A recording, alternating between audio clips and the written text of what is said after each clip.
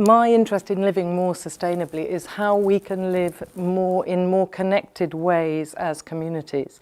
And my passion is in bringing artists into all sorts of settings in communities.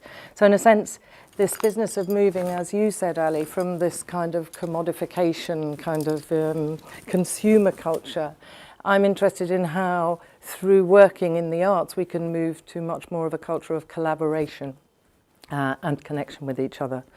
And when I'm talking about artists, I'm talking about artists of all kinds, filmmakers, drama people, all sorts of artists. But the people that I work with, their main interest is to work in participation with communities.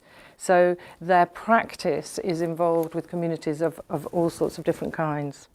And Candida asked us to talk about this light bulb moments, which caused me pause for thought. And like you, Ali, I don't think I've had light bulb moments, but I think there have been influences and things in my life that have now, logically, as I look back, led me to where I am, but I wouldn't have known that at the time. I mean, I think I grew up in a vicarage, which was in Yorkshire, which was a very open house, and next door to the vicarage was a graveyard. And I spent a lot of my childhood with my mates from primary school playing in the graveyard and making up better stories, we thought, from the inscriptions on the gravestones, which were, of course, the half-complete lives of people who'd tragically died. But I think that was a very important formative experience for me, because we were using our imagination to create story, and I think story is absolutely vital for all of us. I then kind of moved on and I became a teacher, a secondary teacher, in a really tricky comprehensive in Milton Keynes, and I knew nothing. I'd been at university, I'd travelled for a bit, I knew nothing. I was 25, I was in a comprehensive with really, really difficult kids, most of whom had come to Milton Keynes from quite broken families in different parts of the world. And then I noticed that my drama colleagues on the other side of the kind of the building where I was working seemed to be having a much more success than I was at engaging these kids. And I thought, I've got to learn what they're doing. So I went off and did a drama in education course. And actually, I think that course, it taught me something which has been an absolute overriding principle, which is that if you can engage through empathy, through the imagination, you can involve even those people who really don't seem to be completely uninterested or disaffected or turned off from education. And although I never really taught straight drama, I then taught humanities and English, but I used drama all the time. A third little anecdote I'm going to take is from the school. I then moved to work for a big theatre festival, again very much working with teachers, young people in education. And one of the projects that I found myself involved in is this one actually. It was in a northern province of South Africa, in a town called Mabatu. And we were working with young people from London, from big Lambeth, Southwark, and young people and youth workers and teachers in South Africa, just post-apartheid.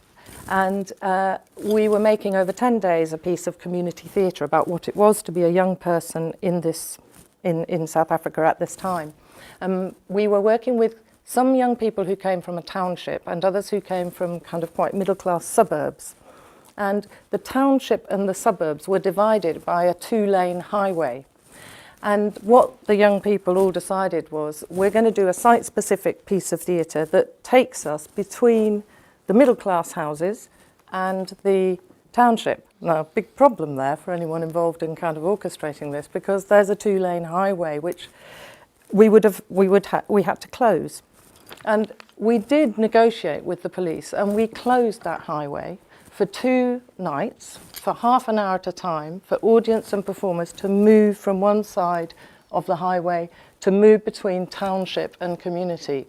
And it was the first time at that point in South Africa that a highway had been closed for anything other than a police check under the apartheid regime. And it was closed for a cultural reason. And for me, that's another really important symbolic moment. And I think, again, why what I am talking about, I think, is relevant to this wider thing, because the arts in that context have become a very powerful political tool. So for me, I think living sustainably means working as hard as I can to enable people to experience the arts as a way of collaborating and connecting with each other, and a way also perhaps of leading to greater resilience and sometimes adapting to changed circumstances. Another principle for me that is really important is, and it's again come up a little bit now, is that I now decided that I only work within the heart of the comprehensive school system or the NHS or prisons or other places, but places where we find those in society who might not necessarily be coming to things like this of their own accord. And that's a really important principle for me in terms of the whole kind of inclusivity, because I think otherwise that these big messages can end up on the kind of edge in a way.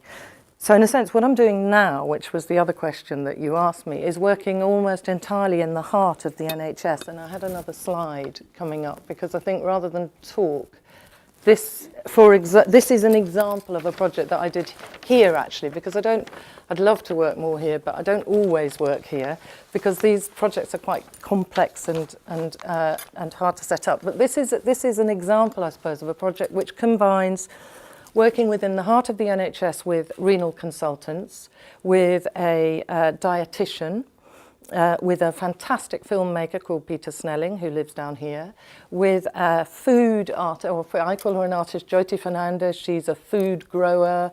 I think she's a food artist. With myself and with Alex Coulter, who ran the Arts in Hospital project here, which many of you may be familiar with.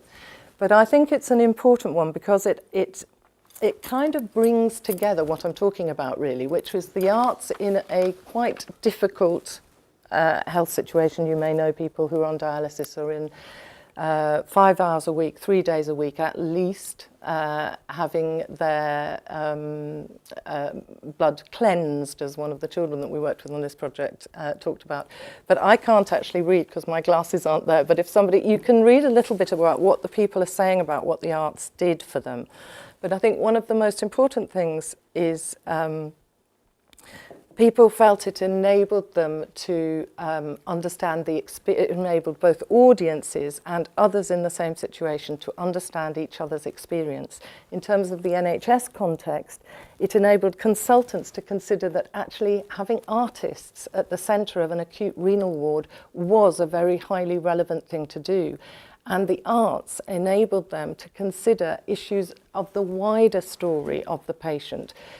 The medical profession, of course, is very good at dealing, is focused very much on the healing of our bodies, but very often people are too hard pressed to consider as much as they might like the wider things of our story and our well-being.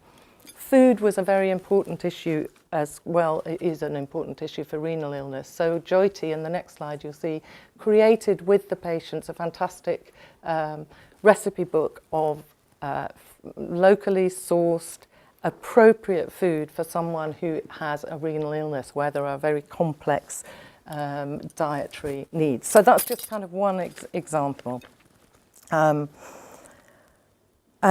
If we move to the next slide, I'm going to nearly finish really. I think this is a piece of work made by a child at the Evelina Children's Hospital in London. Again, very, very sick. She had renal illness and various other secondary illnesses. But what the process of making art provided Alina with was a kind of parallel universe to her own universe.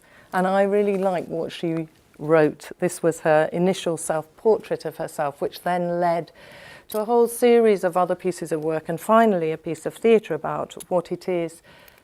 Well, in fact, what the children ended up making was a piece of theatre about what it is to die, because but that's a whole other story. But that is what they, in the end, wanted to make a piece of theatre about, because, of course, if you're very, very sick for a lot of your childhood, the thing nobody really likes to talk to you about, but the thing that you really do know quite a lot about, is what it is to face the prospect of death. But Alina's words are very important here, because what she says is there is no limit to the imagination. And I wanted to return to the imagination. I don't know whether any of you heard the Wreath lectures recently, and a really inspiring doctor called Atul Gawande, who he's written a number of books, but his most recent book is called Being Mortal. And in this book, which is about a more humane approach to medicine in hospitals, he calls for the imagination to enter the hospital system in partnership with people doing the kinds of things, in a sense, that we're doing. He calls for the place of the imagination in the medical system. As part of my work generally, I've also done a bit of work with CAT, the Centre for Alternative Technology, and Paul Allen.